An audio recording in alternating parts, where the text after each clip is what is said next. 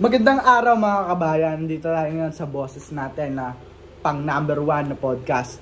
So ngayon pag-uusapan natin ng karapatang pangkabuhayan at katarungang panlipunan. Walang halong filter, panay katotohanan lamang.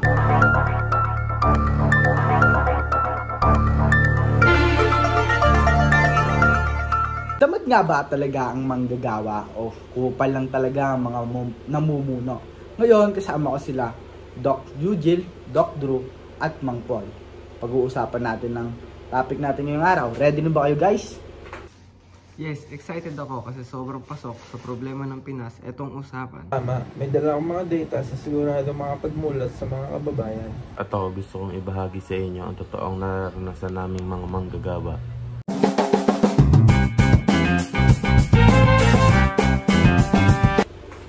So, ano nga bang problema? Bakit nga ba issue pa din to hanggang ngayon?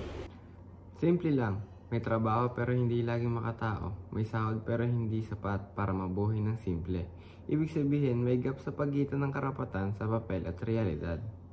Dagdag ko, ayon sa Global Rights Index 2024, kasama pa rin ang Pilipinas sa top 10 worst countries pagdating sa karapatan ng mga manggagawa. Hindi lang ito opinion, kundi dokumentado. Ramdam ko yan ako mismo. Ilang beses nang nadedele ang sahod ko. Tapos kapag nagreklamo ka, parang kasalanan pa namin. Linaw dito na may disconnection nga lang, no? Karapatan dapat, pero parang privilege na lang din sa iilan, no? Pero pahirapan na ang umakyat yung mga nasa gitna. Ano pa kaya yung mga nasa baba? Napilit nilulubog ng mga nasa taas.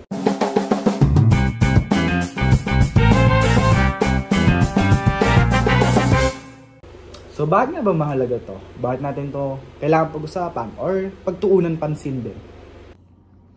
Kasi kapag walang disenteng hanap buhay, nawawala ang dignidad ng tao. Ang trabaho hindi lang pangkabuhayan, kundi identity at self-worth. Sa datos, ang minimum wage sa NCR ay nasa 610 pesos per day. Pero ayon sa Ibon Foundation, ang kailangan para sa isang pamilya ay halos 1,200 to 1,300 pesos per day. Ibig sabihin, kalahati lang ang sahod kaysa sa totoong living wage.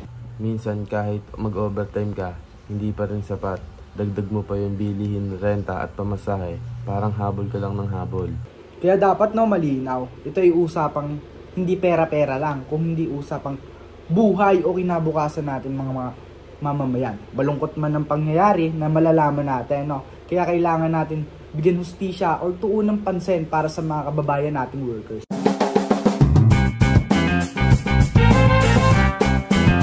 Siyempre, kailangan na din natin malaman kung ano nga bang karanasan ng mga workers. So, ano nga ba yung mababahagi mo sa amin, Mang Paul? Oo, construction worker ako. Ang sahod ko ay 450 per day. Pero minsan late ang bayad at hindi ibinibigay ang overtime. May kasamahan kaming na-aksidente at hindi nakakuha ng SSS benefits kasi subcon lang daw para bang disposable kami. As hindi, isolated case yan. Sa datos ng DOLE, mahigit 60% ng workers sa Pilipinas ay nasa informal sector. Walang SSS, walang PhilHealth, walang security of tenure. Nakakalungkot kasi malinaw na ang sistema mismo ang may butas. Hindi lang ito kasalanan ng iisang employer. Naka-embed na siya sa paraan ng ekonomiya natin. So, nakita natin, no, sa milyon-milyong manggagawa ang nakakaranas nito. Pare-pares lang. Pero dapat ba tayo manahimik lang? Hanggang kailan ba tayo mananahimik lang? Maging eye-opener sa atin to mga kababayan. Hindi pa laging bulag-bulagan na lang. Bigyan ng hustisya yung mga nangangailangan, hindi ang hustisya para lang sa maya.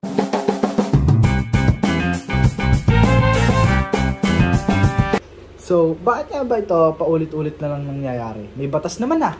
Pero bakit ganon? Hindi gumagana. Pabulok na lang ng pabulok ang ating sistema. Ang batas nandyan, pero kulang ang enforcement. Halimbawa, may kasambahay law at labor code, pero kung hindi naman in-expect o sinunod, papel lang yun.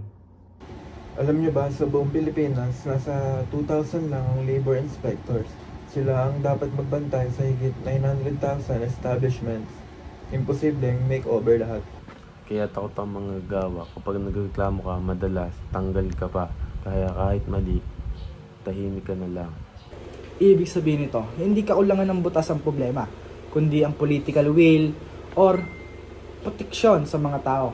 Mga nasa taas na pera-pera na lang, walang puso sa kababayan nilang nasa baba.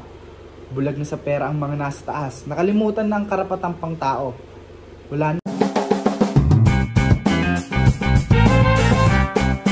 Tingnan ng mga business groups, no, kailangan daw ng contractualization para makasurvive sa mga business. So, valid ba to? Totoo ba to? Survival ang negosyo, dapat hindi manggagawa ang pinapasa ng bigat.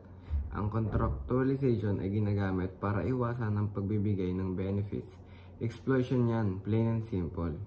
Ayon sa studies, kahit tumaas ang sahod, hindi agad ito nagdudulot ng massive inflation.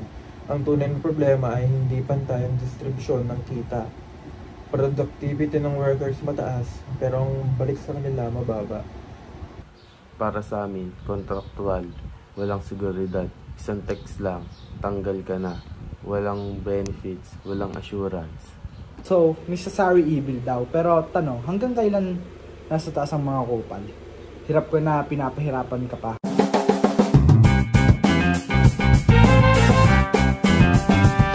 So, bago po tayo magtapos, ano po bang mga huling yung gustong isabi sa mga tao? Sana di kami tinuring na disposable. Gusto lang namin ng respeto at tamang sahod. Karapatang pangtao, di ginagago. Dapat dagdagan ng mga inspectors, itaas ang sahod sa ayon ng living wage at protektahan ang karapatan ng unyon.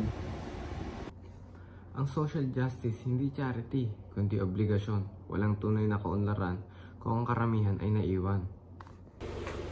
So, sa ating lahat, huwag tayong matakot magsalita, no? Ang karapatang pangkabuhayan at katarungang panlipunan ay hindi pabor sa mga masa taas kung hindi ito'y karapatan natin.